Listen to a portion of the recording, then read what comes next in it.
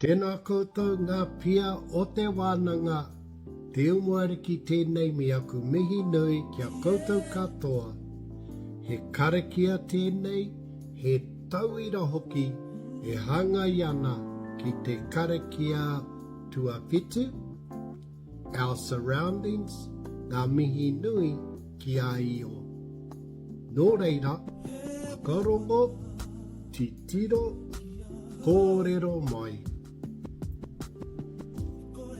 Ngā mihi nui ki a io, nāna te kore, nāna te pō, nāna hoki te ao I whakatinana.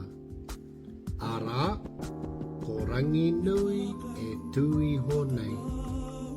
Ara, ko papatua nuku e takoto ake nei.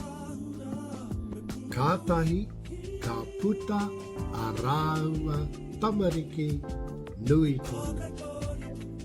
Ara, ko tāne mahuta, ko tangaroa, ko tāpiri mātea. Ko rongo, ko haumea tike tike, ko rūa umoko. Ko tū mātauenga, tokona a rangi nui ki runga, a papatua nuku ki raro.